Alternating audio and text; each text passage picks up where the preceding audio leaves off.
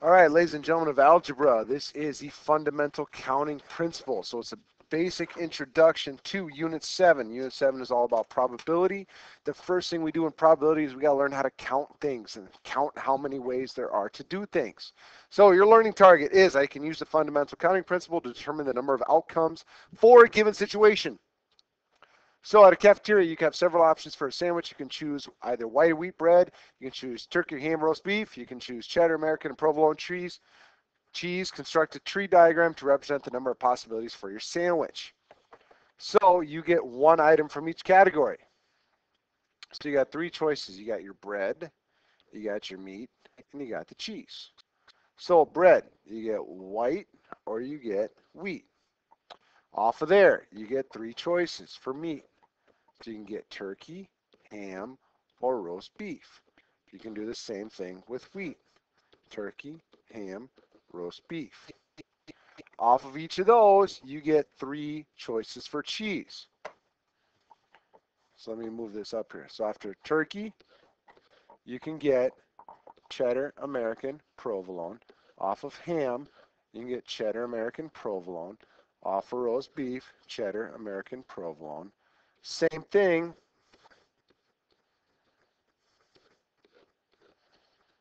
for wheat bread. So now if I count these last ones, 3, 6, 9, 12, 15, 18, I get to figure out that there's going to be 18 different possibilities. All right, so a tree diagram is used to show the total number of possible outcomes. The fundamental counting principle does this same thing, only it multiplies the numbers instead of figuring out what the tree diagram is going to do. So Farmington High School soccer team has orange, white, black jerseys. The team uses orange or black pants and black or white shoes. So you've got orange, white, black jerseys. So you got three choices for jerseys. The team uses orange or black pants or shorts. So for pants, you got two choices. And then for shoes, you got two choices. So multiplying 3 times 2 times 2 is going to be 12 possibilities.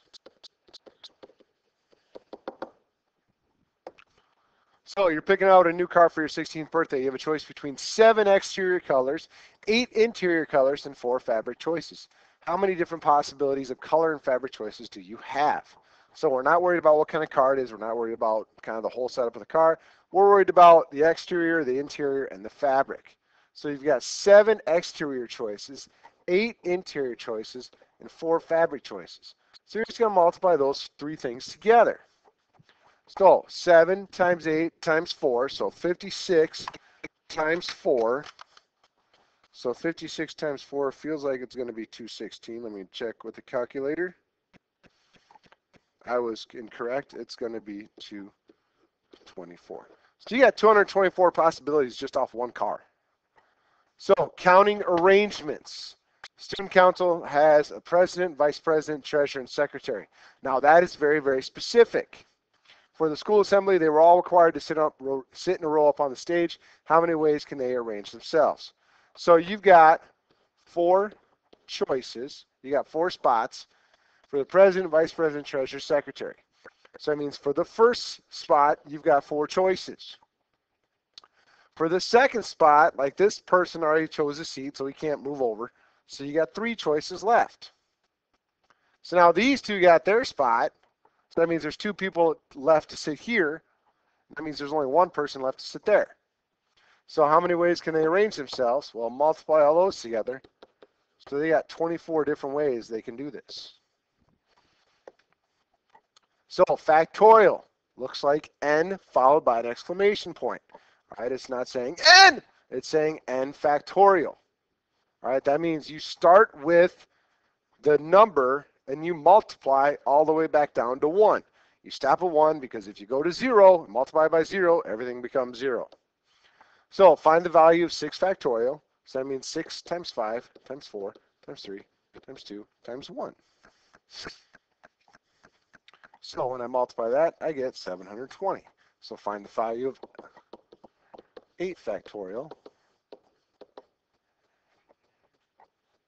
So that's going to be 8 menu. So it's going to be 40,320. So McKinsey is set to display the 10 most popular video games from the previous week. She places the games side by side on a shelf. How many ways can she arrange them? So you got 10 video games. So you got 10 spots. 1, 2, 3, 4, 5, 6, 7, 8, 9, 10. So how many ways can she arrange them? Well, that means you got 10 video games for the first spot. Once that video game is chosen, then you got 9 for the next spot.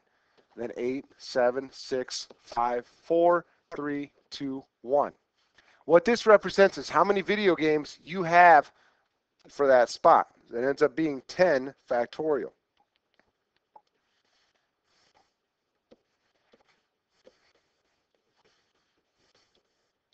So that means you have 3,628,800 possibilities. So that gets complicated. So Zach and Brody are going to an amusement park. They cannot decide which order to ride the 12 roller coasters in the park.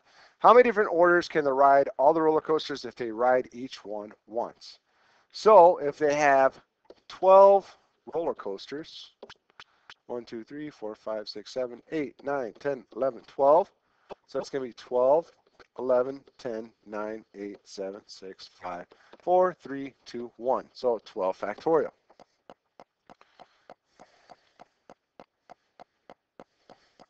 So it's going to be 479001600. So that's 479,001,600 possible ways you can do that. So what happens if they only have time to ride 8 of the coasters? Well, I still got 12 possibilities here, then 11, then 10, then 9, then 8, then 7, then 6, then 5. That just means 4 of the coasters aren't going to make it, are not going to get ridden that day. So that's all that happens. But when I do that, here's what happens to the number. It gets down to 19,958,000. So when I take out 4 of the roller coasters, that number drops significantly. All right, take a look at that. Get back to me and get your questions answered, and let's figure this out.